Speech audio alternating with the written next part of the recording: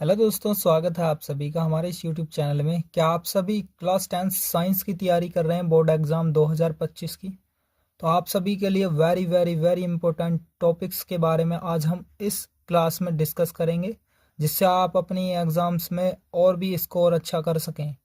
शायद आप टॉपर भी बन सकते हैं। तो आपको इन टॉपिक्स के बारे में जानकारी होना ज़रूरी है।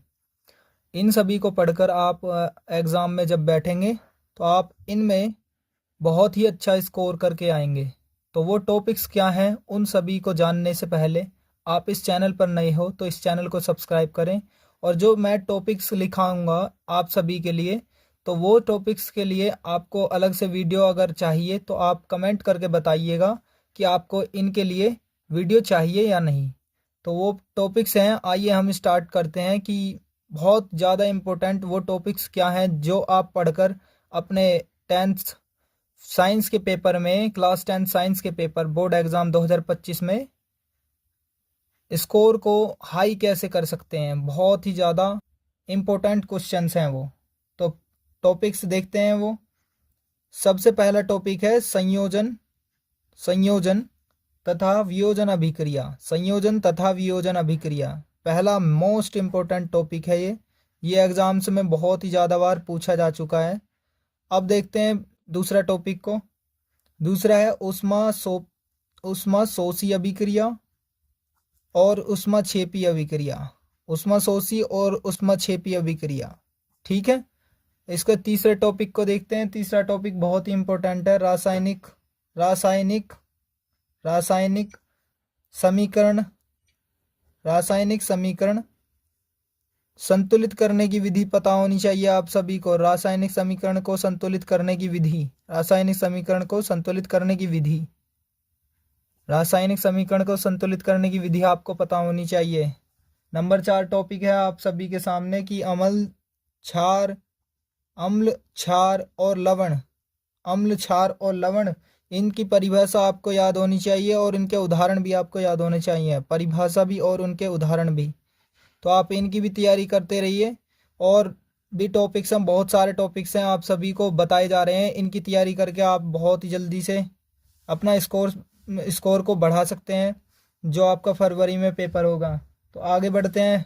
आगे बेकिंग सोडा का है। ये बेकिंग सोडा बनाने की विधि आपको पता होनी चाहिए। बेकिंग सोडा का सूत्र भी पता होना चाहिए। बेकिंग सोडा बनाने की विधि और इसका सूत्र भी पता होना चाहिए कि बेकिंग सोडा का सूत्र क्या होता है। और इसके बाद है धावन सोडा। धावन सोडा बनाने की भी विधि होनी चाहिए, तुमको पता होनी चाहिए धावन सोडा बनाने की विधि क्या होती है।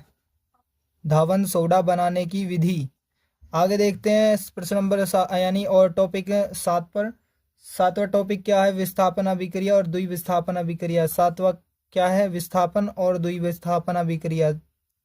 यह टॉपिक आपके लिए बहुत ही इम्पोर्टेंट है। आगे बढ़ते हैं इससे आगे 8वें टॉपिक पर। 8वां टॉपिक है plaster of Paris. Plaster of Paris. Plaster of Paris आपको ये इम्पोर्टेंट है बहुत ज़्यादा। प्लास्टर ऑफ पेरिस कई बार आपके बोर्ड एग्जाम्स में पूछा जा चुका है। उसके बाद आगे देखेंगे कि आगे कौन सा टॉपिक है, उदासीनीकरण अभिक्रिया। उदासीनीकरण अभिक्रिया। उदासीनीकरण अभिक्रिया भी आपके एग्जाम्स में पूछा जा चुका है बार बार। और 10वां देखेंगे। 10वां टॉपिक क्या है, धातु और अधातु। धातु और अधातु ये भी आपके लिए पूछा जा चुका है कि इसकी परिभाषा या फिर इनके उदाहरण भी बताने हैं। तो ये टॉपिक भी आपको पूछा जा चुका है कई बार। और इसके बाद देखेंगे विद्युत रासायनिक श्रेणी। विद्युत रासायनिक श्रेणी। विद्युत रासायनिक श्रेणी क्या है इसका टॉपिक अगला, विद्युत रासायनिक श्रेणी। इस चीज़ के बारे में भी आपको जानकारी होनी चाहिए। ये इनके लिए सभी के टॉपिक्स के लिए हमें एक वीडियो, हर एक के टॉपिक के बारे में एक एक वीडियो लाता रहूँगा। तो आप कमेंट करके बताइएगा कि आपको वीडियो चाहिए या नहीं। आगे बढ़ते हैं। संतृप्त और असंतृप्त, इनके बारे में भी जानकारी होनी चाहिए कि संतृप्त क्या होते हैं, असंतृप्त क्या होते हैं। संतृप्त और असंतृप्त और इनमें अंतर क्या होते हैं, इनकी परिभाषा क्या होती है, ये सभी भी आपको जानकारी होनी चाहिए। आगे बढ़ते हैं। सजातीय श्रेणियाँ। सजातीय श्रेणी। सजातीय श्रेणी ये टॉपिक भी आपको पूछा जा चुका है कई बार। और आगे देखेंगे IUPAC। IUPAC इनके नामकरण आपको जानकारी होनी चाहिए। इनके नामकरण कैसे रखे जाते हैं, इनके नाम कैसे रखे जाते हैं।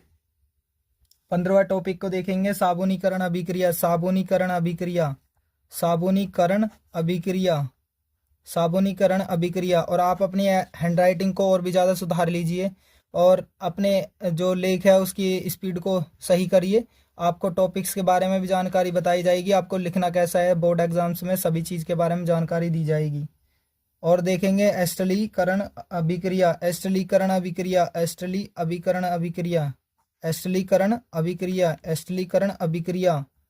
आगे देखेंगे 17वां टॉपिक। 17वां टॉपिक बहुत ही ज़्यादा पूछा जा चुका है, पाचन तंत्र। पाचन तंत्र क्या होता है, पाचन तंत्र की विधि क्या है, पाचन तंत्र यानी पाचन कैसे होता है, क्या चीज़ होती है उसमें, क्या क्या चीज़ें जो खाना को पचाती हैं। श्वसन तंत्र उससे अगला टॉपिक है। श्वसन तंत्र को भी आपको याद कर लेना है, तैयारी करनी है उसकी बेहतरीन तरीके से।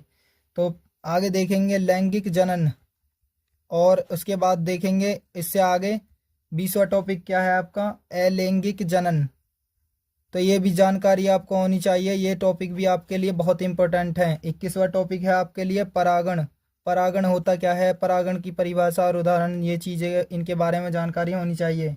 और इसके बाद अगला टॉपिक है पुष्प की संरचना। पुष्प जो फूल है, फूल की संरचना क्या है, तो पुष्प की संरचना, इन टॉपिक के बारे में आपको जानकारी होनी चाहिए। और इससे बाद में के आगे टॉपिक आपको बताए जा रहे हैं कि आगे के टॉपिक्स क्या होंगे। तो आगे के टॉपिक्स को अभी आपको जानकारी लेकर आगे बढ़ना है। 23वें टॉपिक के बारे में जानकारी देते हैं हम कि क्या होगा 23वां टॉपिक।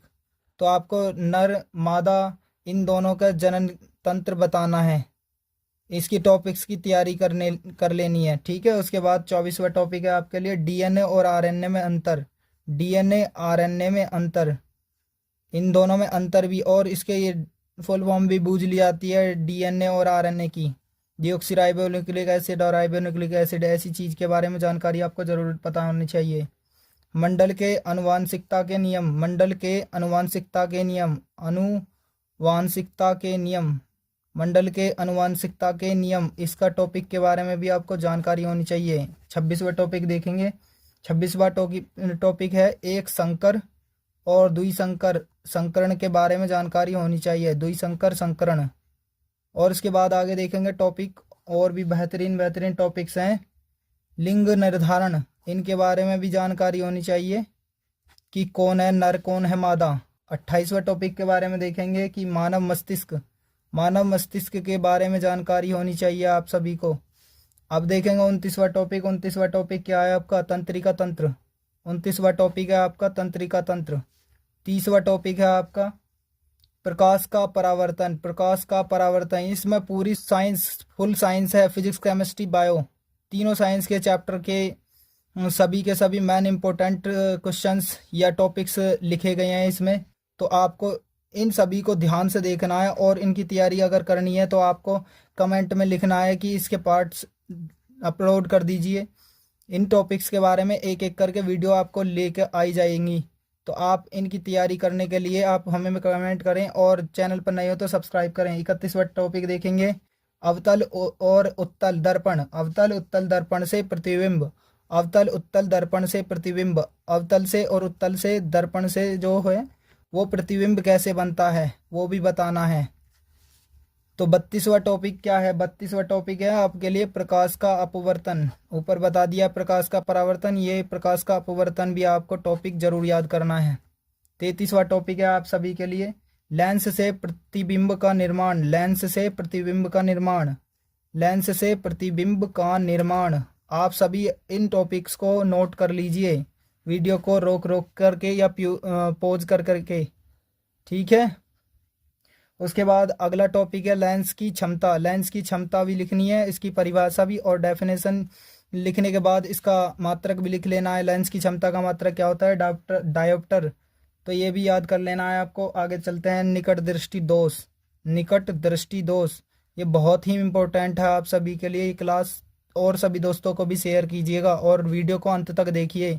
इन सभी टॉपिक्स के बारे में आपको जानकारी हो गई तो आप बोर्ड एग्जाम्स में बहुत ही अच्छा स्कोर कर सकते हैं। अगला टॉपिक है मानव नेत्र। मानव नेत्र अगला टॉपिक है मानव नेत्र, मानव नेत्र। आगे बढ़ेंगे। 37वां टॉपिक है आप सभी के लिए। 37वां टॉपिक है क्या, दूरदृष्टि दोष। दूरदृष्टि दोष, दूरदृष्टि दोष। बस आप इस वीडियो को देख लीजिए, अंत तक देखना सभी के सभी, और ये टॉपिक्स आपके लिए बहुत ही ज़्यादा इम्पोर्टेंट हैं। ओम का नियम, ओम का नियम आपके लिए बहुत ज़रूरी है। ओम का नियम। 39वां टॉपिक देखेंगे, विद्युत धारा। विद्युत धारा की जानकारी आपको होनी चाहिए, विद्युत धारा। 40वां टॉपिक देखेंगे। 40वां टॉपिक है आपके लिए विद्युत प्रतिरोध। प्रतिरोध की डेफिनेशन और प्रतिरोध का मात्रक क्या होता है, ये सभी की जानकारी आपको होनी चाहिए। 41वां टॉपिक देखेंगे। 41वां टॉपिक है श्रेणी क्रम संयोजन। श्रेणी क्रम संयोजन, श्रेणी क्रम संयोजन। आगे देखेंगे समांतर क्रम संयोजन। 42वां टॉपिक कौन सा, समांतर क्रम संयोजन। तो श्रेणी और समांतर क्रम का संयोजन, ये चीज़ की जानकारी होनी चाहिए। 43वां टॉपिक क्या है आपके लिए, चुंबकीय बल रेखाएं। चुंबकीय बल रेखाएं, चुंबकीय बल रेखाएं, इनकी जानकारी भी होनी चाहिए कि चुंबकीय बल की रेखाएं कैसी होती हैं, इनकी डेफिनेशन बताइए।